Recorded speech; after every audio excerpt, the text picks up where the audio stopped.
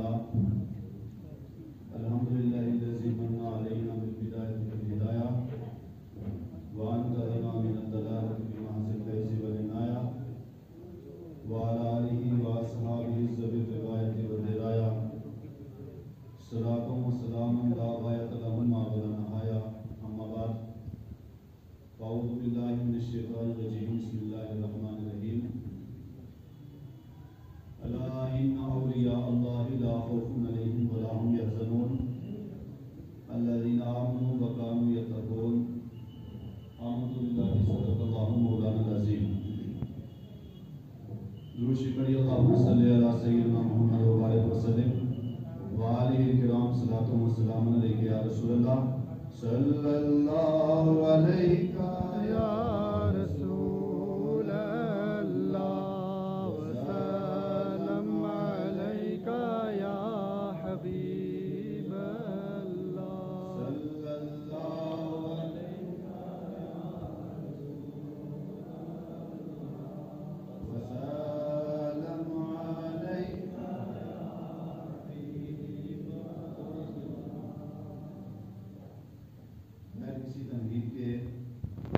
میں اپنا موضوع شروع کر رہا ہوں۔ آج 28 تاریخ ہے چاند کی،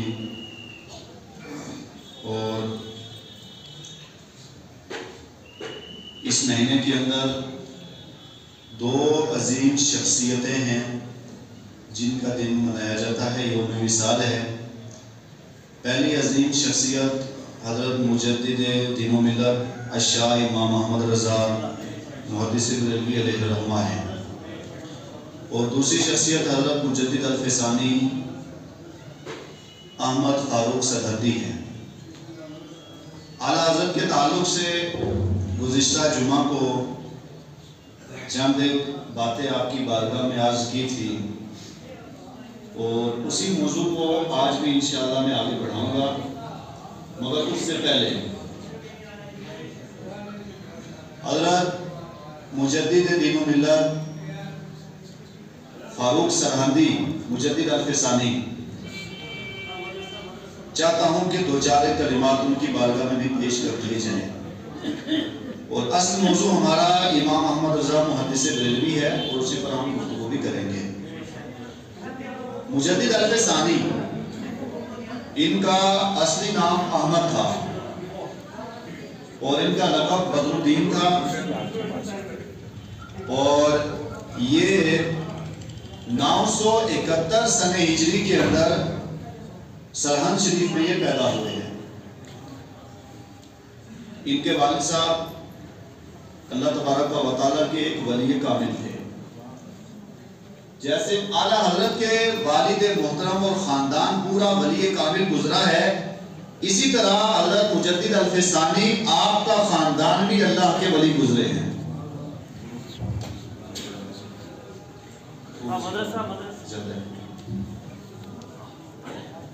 اسی طرح مجدد الفسانی والد محترم وہ بھی اللہ تبارک و تعالیٰ کے ولی گزرے ہیں۔ آپ کا خاندان بھی سب کے سب اولیاء کاملین میں سے ہیں۔ مجدد الفسانی فاروق سرہندی، ان کے والد محترم ایک مرتبہ انہوں نے خواب دیکھا۔ خواب میں یہ دیکھا کہ پوری دنیا میں اندھیرا چھایا ہوا ہے، پوری دنیا پر اندھیرا چھا گیا ہے، اور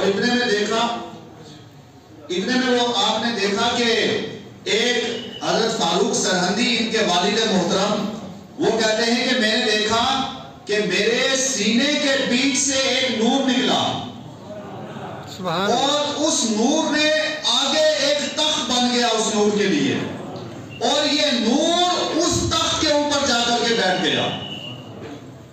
جو یہ نور تخت پر بیٹھا تو آگے یہ فرماتے ہیں کہ میں نے خواب میں دیکھا کہ اس نور کے سامنے بہت سے لوگوں کو قتل کیا جا رہا ہے، بہت سے لوگ خون ہو رہے ہیں، مگر یہ نور کچھ نہیں بول رہا، اور یہ اپنے تخت کے اوپر بیٹھے ہیں۔ اور اتنے میں نے دیکھا کہ وہ نور آخر پھیلتے پھیلتے پوری دنیا کے اندر پھیل چکا۔ یہ خواب ان کے والد محترم نے دیکھی تھی، تو خواب دیکھنے کے بعد اس وقت ایک ولی کامل تھے، بہت بڑے اللہ کے ولی، ان کا نام تھا شاہ کمال اللہ علیہ رحمہ، شاہ کمال، بہت بڑے اللہ کے ولی تھے۔ تو فاروق سرہندی مجدد الفسانی ان کے والد ان کے پاس چلے گئے اور جانے کے بعد کہا کہ میں نے آج یہ خواب دیکھا تھا، اس کی تعبیر بتا دیجیے آپ کیا ہے۔ وہ کابل کے اندر گئے اور باہر دوسرے علاقے میں گئے، جا کر کے ان کو پوچھنے کے لیے کہ اس کی تعبیر کیا ہے۔ تو انہوں نے تعبیر میں یہ بتایا، والد محترم کو یہ بتایا کہ آپ کے ہاں اللہ تبارک و تعالیٰ آپ کو ایک ایسا بیٹا عطا فرمائے گا کہ جو دین اسلام کو دوبارہ زندہ کر دے گا، ایسا بیٹا اللہ آپ کو عطا فرمائے گا۔ اور یہ جو آپ نے نور دیکھا، نور سے مراد آپ کے بیٹے کی طرف اشارہ ہے، اور خون کی ندیاں اور جو قتل ہو رہے ہیں اس سے مراد ظلم و ستم ہے، جب یہ آئیں گے تو ظلم و ستم کا خاتمہ ہو جائے گا۔ پھر اس کے بعد ایک وقت آیا کہ اللہ تبارک و تعالیٰ نے حضرت مجدد الفسانی فاروق سرہندی کو پیدا کیا، آپ دنیا میں تشریف لائے۔ اس کے بعد پھر آپ جوانی کی دہلیز پر قدم رکھا۔ 17 سال کی عمر میں حضرت فاروق سرہندی آپ نے تمام علوم اور فنون پر مہارت حاصل کر لی۔ 17 سال کی عمر میں آپ تمام علوم پر ماہر ہو گئے، اور ان کے مرشد کامل ہیں۔ اب یہ 17 سال جب ان کی عمر ہو گئی تو 17 سال کے بعد انہوں نے ارادہ کیا کہ مجھے اب کسی کامل کا ہاتھ پکڑ لینا چاہیے، میں کامل کا ہاتھ پکڑوں گا تو وہ مجھے پکڑ کر کے منزل مقصود تک پہنچا دے گا۔ یہ کامل کی تلاش میں نکل گئے۔ اب کامل کی تلاش میں جو یہ نکلے تو ان کے نکلنے سے پہلے ادھر حضرت باقی باللہ ان کے مرشد کامل ہیں، حضرت باقی باللہ۔ اور باقی باللہ کون ہیں؟ 2 لفظوں میں سنیے۔ حضرت باقی باللہ وہ ہیں کہ ایک بار کسی نے پوچھا کہ فنا کیا ہے اور بقا کیا ہے؟ آپ نے کہا جب میں مر جاؤں گا تب آ کر کے مجھ سے پوچھنا فنا اور بقا کیا ہے۔ جب آپ کا انتقال ہو گیا، جنازہ رکھ دیا گیا، تو جنازہ رکھنے کے بعد ایک آدمی ادھر سے آیا، اس نے چہرے پر نقاب پہنا ہے، لوگوں سے کہا صفیں درست کر لو، لوگوں نے صفیں درست کی، اور جو ہی جنازہ پڑھنے والے تھے مرید آ گیا، آگے پکڑ لیا اور پوچھا حضرت آپ کون ہیں؟ ذرا چہرے سے نقاب ہٹا دیں اور مجھے مسئلہ بتا دیں، فنا کیا ہے، بقا کیا ہے؟ اتنا ہی جملہ کہنا تھا۔ وہ جو جنازہ پڑھانے آئے تھے انہوں نے چہرے سے پردہ اٹھایا، اور اٹھانے کے بعد کہنے لگے، جو ہی پردہ اٹھایا مرید نے دیکھا حضرت باقی باللہ خود تھے، جنازے کی طرف کہا یہ فنا ہے، اپنی طرف کہا یہ بقا ہے۔ سبحان اللہ۔ جنازے کی طرف اشارہ کر کے کہا اس کو فنا کہتے ہیں، اور اپنی طرف اشارہ کر کے کہا اس کو بقا کہتے ہیں۔ یہی مرشد کامل ہیں۔ انہوں نے ایک مرتبہ خواب دیکھا، خواب کے اندر یہ دیکھتے ہیں کہ ان کے ہاتھ پہ ایک طوطی آ گیا۔ آپ مکتوبات کو اٹھا کے پڑھیں، ان کے ہاتھ پہ ایک طوطی آیا حضرت باقی باللہ کے ہاتھ میں۔ تو یہ باقی باللہ یہ کابل کے اندر رہتے تھے، کابل سے پشاور آئے، پشاور سے لاہور آئے، اور لاہور سے دلی آئے۔ اس کی وجہ کیا تھی؟ 2 لفظوں میں سنو۔ یہ باقی باللہ جو ہیں انہوں نے خواب دیکھا، اور خواب کے اندر یہ دیکھا ان کے ہاتھ پر ایک طوطی آیا، اور انہوں نے کیا کیا؟ اس کے آگے شکر رکھی، اس طوطی نے وہ شکر کھائی اور اس کے بعد اڑ گیا۔ تو یہ حضرت باقی باللہ یہ اپنے مرشد کامل کی بارگاہ میں گئے، اور مرشد کامل کی بارگاہ میں جانے کے بعد عرض کی کہ حضرت میں نے یہ معاملہ دیکھا۔ اب مرشد نے کہا، کس نے؟ حضرت باقی باللہ کے پیر و مرشد، انہوں نے یہ کہا کہ اس کی تعبیر یہ ہے۔ اس وقت یہ باقی باللہ کابل کے اندر رہتے تھے، اور ان کے مرشد بھی کابل کے اندر رہتے تھے۔ وہاں سے وہ کہنے لگے اس کی تعبیر یہ ہے کہ ہندوستان کے اندر اللہ نے ایک ایسی شخصیت کو پیدا کیا ہے، اور وہ شخصیت آپ کے مرید بن جائیں گے۔ اب یہاں ایک اگر عقیدے کی بات کریں تو فاروق سرہندی ہندوستان میں ہیں، اور ان کے مرشد وہ کہاں ہیں؟ کابل کے اندر ہیں، اور کابل سے وہ یہاں اس وقت تو ٹیلی فون کا کوئی معاملہ نہیں تھا کہ چلو فون کے ذریعے پتہ چل جائے گا، اور یہ بھی 9ویں صدی ہجری کی بات چل رہی ہے، آج سے تقریباً 400 یا 500 سال پہلی بات ہے، اس وقت تو یہ تھا ہی نہیں۔ اب کیسے پتہ چلا؟ نظر والا چاہے وہ ہندوستان کے کسی کونے پر ہو یا دنیا کے کسی کونے کے اوپر موجود ہو، دوسرے کونے کے اندر کوئی مرید ہو تو اس کو پوری خبر رہتی ہے۔ اس کی تعبیر یہ ہے کہ کامل مرید آپ کو ملے گا۔ اتنا یہ جملہ سنا حضرت باقی بلّہ نے، تو یہ باقی بلّہ انہوں نے کابل چھوڑا، پشاور آگے، پشاور چھوڑا، پھر اس کے بعد لاہور آئے اور لاہور سے دہلی پہنچ گئے۔ جو آپ دہلی پہنچے تو حضرت مجدد الف ثانی آپ نے حج کرنے کے لیے جانا تھا، تو جو آپ دہلی سے جانے لگے تو آپ کا ایک ساتھی تھا، دوست تھا، دوست نے کہا انہی کو حضرت مجدد الف ثانی کو، آپ کو بات سمجھ آ رہی ہے؟ بولو سبحان اللہ، سبحان اللہ، بات سمجھ میں آ رہی ہے آپ کو؟ تو کہا انہی دوست نے کہا کہ ذرا آؤ آپ حج میں بعد میں جانا، یہاں دلی میں ایک بزرگ آئے ہیں، ذرا آ کر کے ان سے پہلے ملاقات کر لو۔ اب یہ آئے کہاں سے تھے؟ بولو، پیر و مرشد کہاں سے آئے تھے؟ زور سے بولو، کابل سے آئے تھے۔ تو اب یہ جو یہاں آ کر کے بیٹھے دلی کے اندر، منڈی کے اندر کوئی بزرگ آ جاتے ہیں، ہم ملاقات کے لیے جاتے ہیں، اور اسی طرح جس کے دل میں زیادہ طلب ہو وہ جو ملاقات کے لیے کیا جاتا ہے، اور دوسرا بھی نظر والا ہو تو وہ آگے سے جواب میں کوئی نہ کوئی ضرور جملہ کہہ کر کے اشارہ کر دیتا ہے۔ تو یہ جو ہی پہنچے مجدد الف ثانی، ان کی بارگاہ میں، حضرت باقی بلّہ کی بارگاہ میں، مرید یہ ملاقات کے لیے پہنچے تھے، مرید کا کوئی ارادہ نہیں تھا۔ جو انہوں نے جا کر کے ان سے ملاقات کی، حضرت باقی بلّہ کھڑے ہو گئے، اور کھڑے ہونے کے بعد کہنے لگے خدا کی عزت کی قسم وہی تو آپ شخصیت ہو جن کے لیے کابل میں نے چھوڑا، پشاور چھوڑا، لاہور چھوڑا، آج میں یہاں پہ آیا ہوں، صرف آپ کے ملاقات کے لیے آیا ہوں، صرف آپ کے ملاقات کے لیے آیا ہوں، آپ کو اپنا مرید بنانے کے لیے آیا ہوں۔ خوش قسمت ہے وہ مرید، ہم تو پیر کی تلاش میں رہتے ہیں، کوئی پیر کامل مل جائے، اور ایسے پیر بھی دنیا میں ہیں جو مریدوں کی انتظار میں رہتے ہیں۔ بے شک ملاقات ہوئی، آپ نے مرید بنا دیا، اور سارے علوم اور فنون اور آپ کو فیض اور معرفت عطا فرما دی۔ جو ہی معرفت عطا کی، آپ کو سرہم بھیج دیا، آپ چلے گئے دین کی تبلیغ کے لیے۔ اب میں بات کو سمیٹوں کیونکہ اصل موضوع پر آنا ہے۔ آپ سرہم پہنچے، تبلیغ شروع کر لی، تو اس وقت کیونکہ ان لوگوں کی حکومت تھی، مغلوں کی اور باقی اور لوگوں کی، تو اس وقت فاروق سرہندی آپ کے دور کے اندر حکومت تھی جلال الدین اکبر بادشاہ کی۔ اور اکبر بادشاہ کون تھا؟ اس نے سجدے کو جائز کیا، شراب کو حلال کیا، اور اس نے یہاں تک یہ کر دیا جو بھی آتا اس کو سجدہ کرتا، یہاں تک کہ اس نے خدائی کا دعویٰ کر بیٹھا، اپنے آپ کو خدا کہنے لگا۔ تو اب ظاہر سی بات ہے اس کا مقابلہ بھی ضروری تھا، تو جو اس نے خدائی کا دعویٰ کیا، مجدد الف ثانی آپ نے اس سے خوب مقابلہ کیا، ایک لمبی بات ہے۔ اب کیسے ہوا؟ دعا کی، اللہ تبارک و تعالیٰ نے اس کو نصف و نابود کر دیا۔ جو یہ مر گیا تو اس کی جگہ جہانگیر بادشاہ آ گیا، وہ حاکم بن گیا۔ جو وہ کرسی پر بیٹھا تو اس نے اپنے باپ کے سارے سلسلے کو قائم رکھا، سارے سلسلے کو قائم رکھا، باپ کے سلسلوں کو۔ اب آپ نے شراب کو حلال کہا تھا، یہاں تک کہ اکبر بادشاہ نے یہ کہا تھا کہ ہندو مسلمانوں میں شادیاں کریں گے اور مسلمان سکھوں میں شادیاں کریں گے، یہ خرافات اس نے شروع کر لی تھی۔ اب جو ہی جلال الدین یہ اس کا جہانگیر بیٹا آیا، اس نے بھی یہی سلسلہ شروع کیا، سب لوگوں کو بلایا اپنے دربار میں۔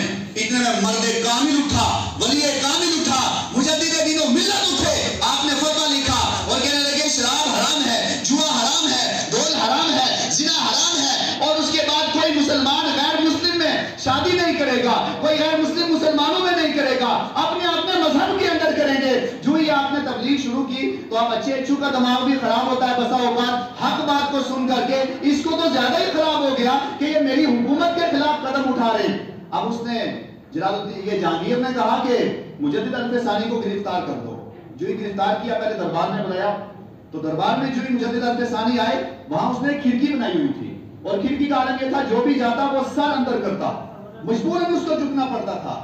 لیکن وہاں مرد کامل جب جاتا ہے تو بڑے سے بڑا باطل اور بڑے سے بڑا طاقتور، وہ کفر کے اندر ہو، وہ گمراہیت کے اندر ہو، وہ فتنے کے اندر ہو، وہ کافر ہو، بڑے سے بڑا ہو، اہل حق کسی کے آگے دبتے نہیں ہیں، حق بات کو ڈنکے کی جوڑ کر بیان کرتے ہیں۔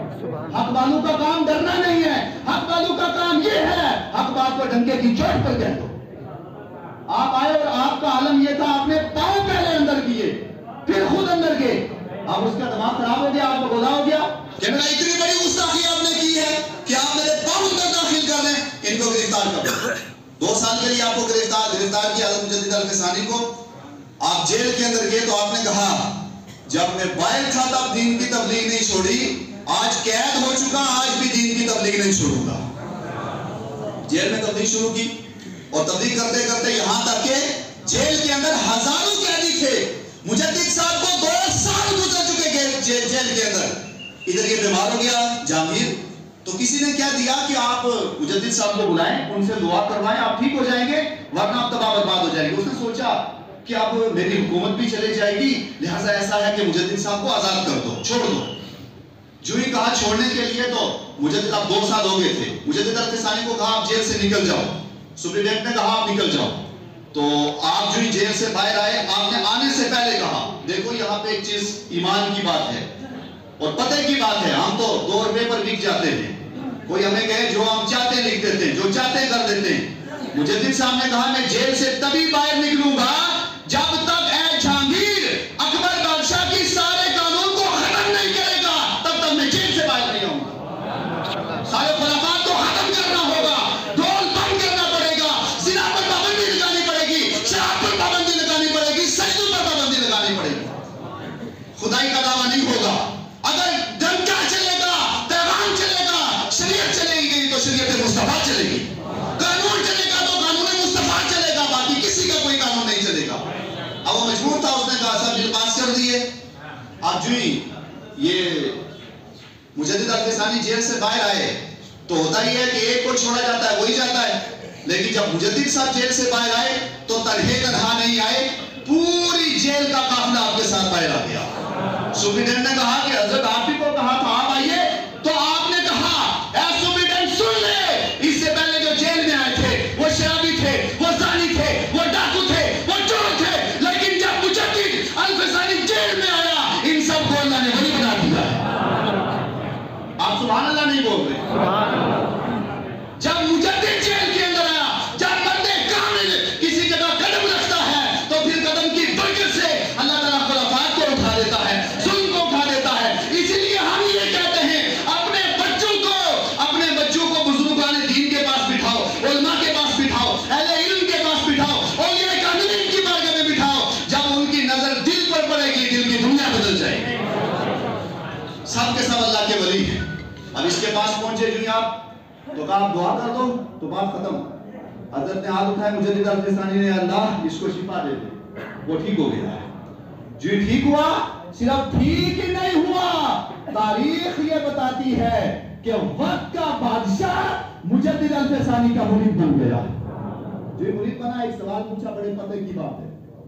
سوال یہ پوچھا کہ ہم نے سنا ہے، جہانگیر پوچھ رہا ہے مجدد الفسانی سے، پوچھتا ہے کہ ہم نے سنا کہ حضور صلی اللہ علیہ وسلم قبر میں آتے ہیں۔ اب جیسے ایک وقت کے اندر ہزاروں لوگوں کا انتقال ہو گیا تو حضور اس کی قبر میں، اس کی قبر میں، سب کی قبر میں کیسے پہنچتے؟ یہ مسئلہ مجھے سمجھا دیں۔ جو ہی پوچھا تو آپ جواب میں کیا دیا؟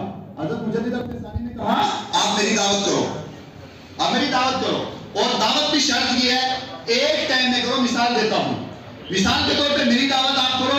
بادشاہ کو کہا میری دعوت کرو رات کو 10 بجے، 10:10 پہ آپ میری دعوت کرو، اور صرف آپ ہی نہ کرو بلکہ دلی کے اندر اعلان کر دو جتنے لوگوں کے آپ چاہتے ہو سب کے گھروں میں میری دعوت کرو۔ مثلا آپ سب لوگ یہاں بیٹھے 1000 آدمی ہیں تو دعوت کر دی، 1000 لوگوں کے گھر مجدد صاحب آئیں گے، اور ٹائم بھی کیا ہے 10:10 پر آئیں گے۔ سب کی جب دعوت کر دی، رات دعوت ہو گئی، صبح کے وقت جہانگیر نے سب لوگوں کو بلایا اور پوچھا بولو۔ ایک آدمی کھڑا ہوا، اس نے کہا اللہ کی عزت کی قسم آج رات کو، مثال آج رات کو 10:10 پہ حضرت مجدد صاحب میرے گھر تھے، دوسرا کہنے لگا میرے گھر تھے، تیسرا میرے گھر تھے، چوتھا میرے گھر تھے، کئی لوگوں نے بیان کیا۔ آخر میں بادشاہ کہتا ہے اور تم سب جھوٹ بولتے ہو، میرے گھر تھے۔ سب کہنے لگے 10:10 پر ہم سب کے گھروں میں موجود تھے۔ اب اس وقت حضرت مجدد صاحب کھڑے ہوئے اور کہنے لگے اے بادشاہ میں مصطفیٰ جان رحمت کا ادنا سا غلام ہوں. جب غلام ایک وقت میں سب جگہ پہنچ سکتا ہے تو مصطفیٰ کا عالم کیا ہوگا. پھر آگے ایک سلسلہ چلا اور پھر کہاں تک پہنچے؟ 2 صدیوں کے اوپر انہوں نے حکومت کی ہے، مجدد بن کے چمکے. اس کے بعد دور آ گیا اعلیٰ حضرت کا. درود شریف پڑھیے.